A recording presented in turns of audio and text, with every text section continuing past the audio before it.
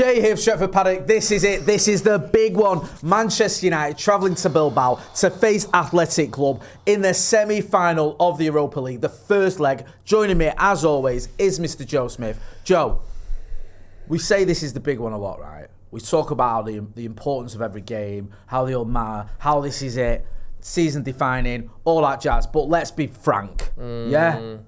This is it. This is it. One. This is the season right here. It's not just this season, it's all a seasons. moderate portion of next season. Yep.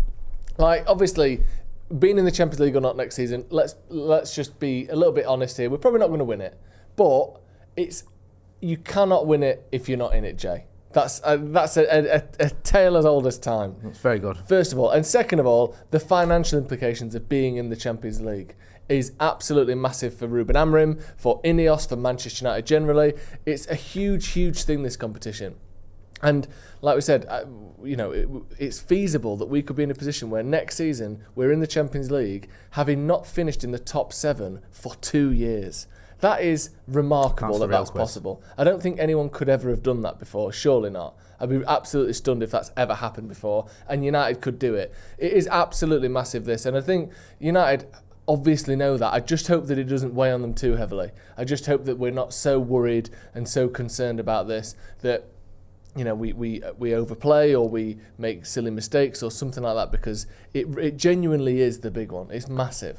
It is, and everything you've said there about the implications of next season, about this season. Also, you throw in what it means for Ruben Amorim. If he wins the trophy in his first season, gets into the Champions League, that faith, that belief, that patience is all there for him. If he doesn't, then there's going to be question marks. I know he's only just been here 7 months, whatever it is, less than that, and it's 5 months, or 6 months.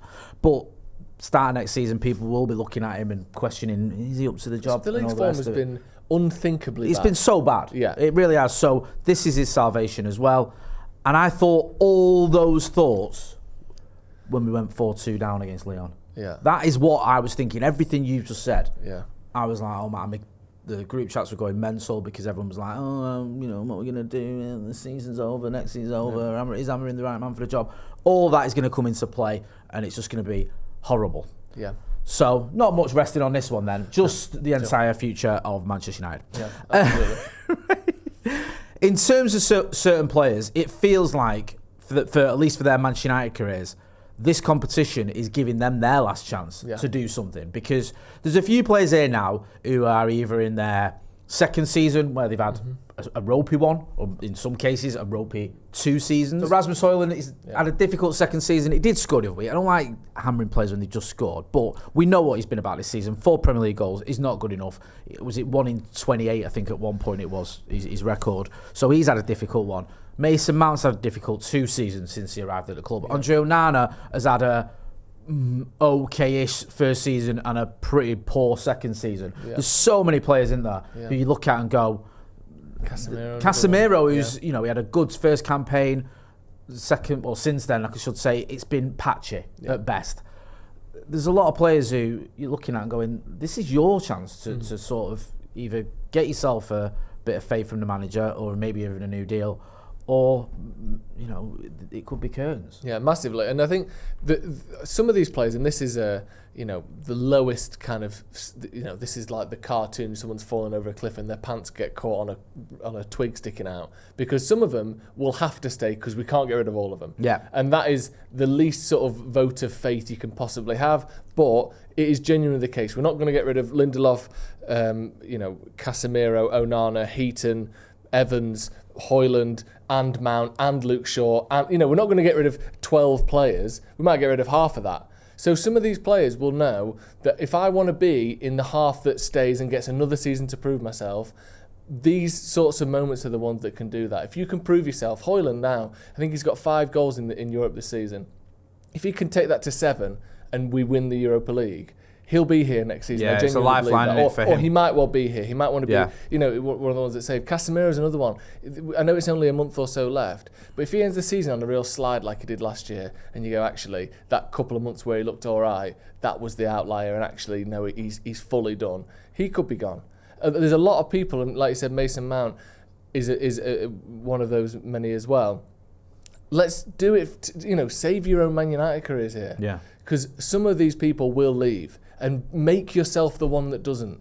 And I think that there's no better way to do that than to, like you said, win a trophy, which would be 3 trophies in the last 3 years, which is good. Obviously, Amorim said himself, nothing's going to save our season, but this can be huge, he said. And it can. Yeah. So I think, some of these people need to look and think, not just for Man United, not just for next season, all the stuff I've already mentioned, but for myself and for my own career and for my Man United career, these next 3 games potentially, certainly these next 2, are completely monumental. It might be the difference between Rasmus Højlund playing for Man United for the next 5 or 6 years, or being a Champions League player for the next 5 or 6 years, or being at Wolves, or being at a team that's struggling to get top half of whatever league he's in. It really can make all the difference, stuff like this. So they've got to take it with both hands, I think. They haven't. If you leave Manchester United because it's not worked out, you might think, United near the bottom of the table or struggle, whatever. You will go to a smaller club. Yeah. You will be playing in front of fewer fans than 76,000 every week. You won't be at a club the size of Manchester United, and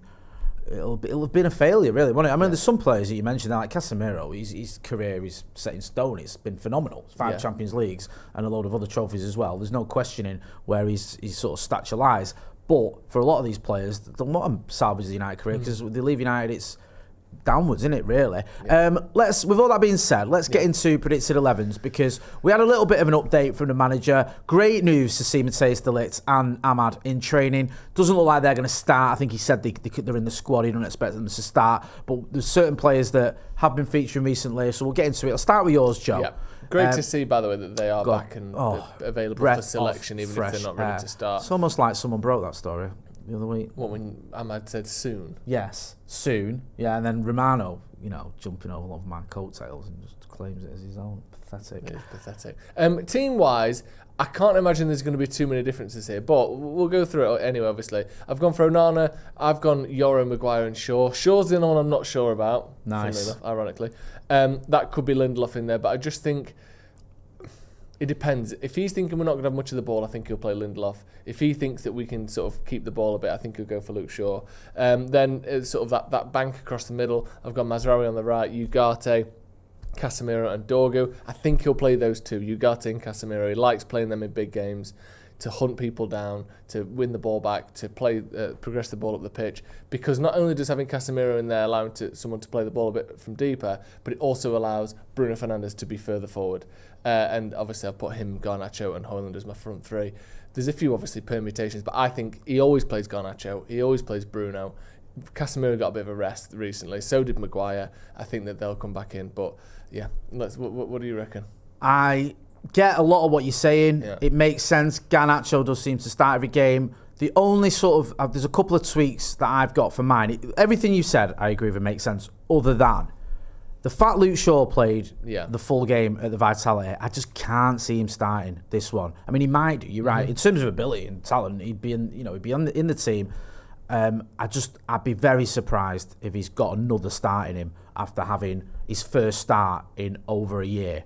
Yeah. Then 4 days later to start again. Not beyond the realms of possibility by any stretch, but I think he'll change it around. So I've gone with Victor Lindelof. Yeah. I agree with what you said about the midfield. The only difference with the reason I'm taking I've got my front 3, or my 2 10s are Mainu, Bruno and Højlund up front. The reason I've gone with Mainu over Garnacho, I think the substitutions were saying something at the Vitality. Yeah. We spoke to Laurie, 65 minutes, Maguire, Casemiro, Mainu, all taken off. Yeah. Now, it could have been tactical because United weren't playing particularly well. It felt a little bit like you lot are in the team on Thursday. That's how it felt to me. Yep. That's why I looked at that and I thought, does that mean Kobbie Mainu? He's probably the big one there you're not sure of. Will get a start. So I'm going to, like I said, I don't think it'll be Shaw. I've gone with Lindelof, and I think in the 2 10s, it'll be Kobbie Mainu and Bruno with Rasmus Højlund leading the line. Mad to see Garnacho on the bench, though. It would, and I know a lot. Get involved in the chat in the comments. A lot of people may disagree. I think it could be Bruno and Casemiro or Bruno and Ugarte with Mainu and Garnacho as the 10s as well. Right. That's a third option, obviously. Let me know. Get involved in the chat and the comments and let us know what you think. Do you agree with Joe? Do you agree with me? Do you have your own sort of ideas about what it could be? This is predicted 11, by the way. This is the team we think will start. Don't forget as well, we want your score predictions. So get your phones out, because this is the big one. film yourselves like that. Yeah. In landscape. A landscape of your choice. A landscape of your choice. Yeah. For 30 seconds, yeah?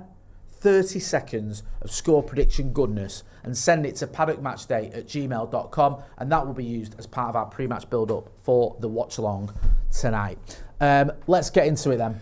Opposition. Athletic Club, as they're known. They're all right, aren't they? Yeah, they're quite doing well. good. They're fourth in La Liga. They've got the best defence in La Liga. Obviously, when you pair that with the fact that United's attack is absolutely abysmal, we've barely scored any goals this season, it doesn't pair or doesn't make for great reading. One bonus for us, and I don't like sort of revelling in injuries, but Sansé, their top scorer, isn't fit. He's out. He's got 17 goals this season in La Liga, and in the Europa, so he will be a big miss for them. Obviously, the Williams brothers, it's like the opposite of the Williams sisters, are two of their best players. So they've got Inaki Williams and Nico Williams as well.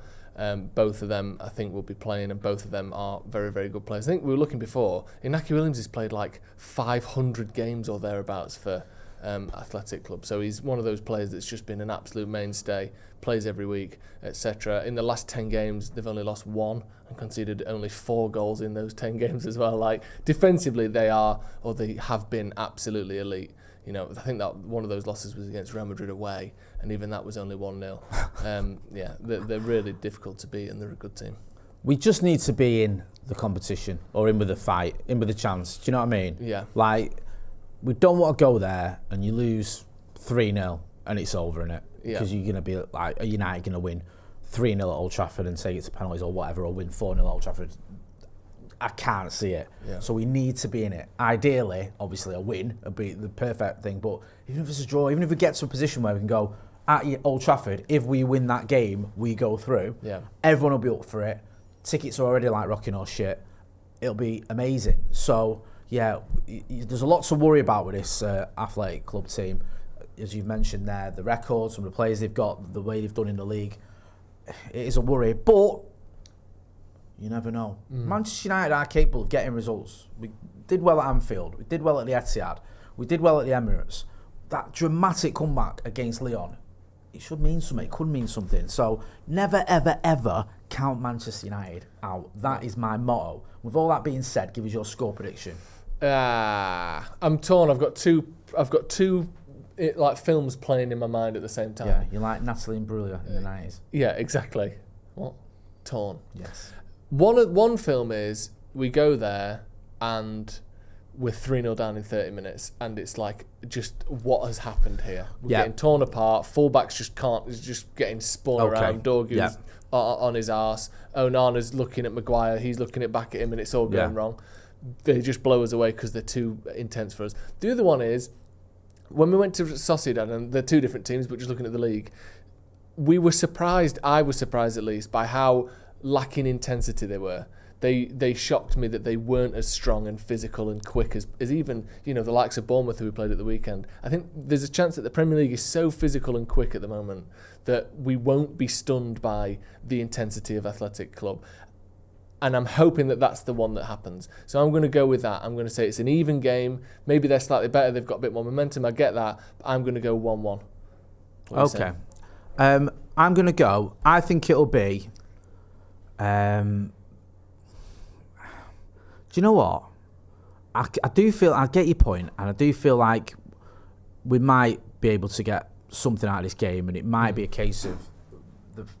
despite the fact that United have been pretty poor, and despite the fact that Athletic Club have been really good, because of those differences in between the levels of the Premier League, and because of the sort of the step up that they're having to make, almost where we're playing that level every week, or playing against that level every week, that could go in our favour. I'm going to be completely deluded. I'll go for United win. Really? Yeah. What's the score? I'll go 1-0. I think we'll still make a 1-0. Sheet and everything. You know what I mean? I think we'll get a 1-0 over there, and then we'll be losing 1-0 at Old Trafford to like within about 5 minute. Yeah, and then we'll get an equaliser to go through. I think that's how this is going to pan out, and I would snap your hand off if you offered me right now. Get involved in the chat in the comments. Don't forget to send us your score predictions as well.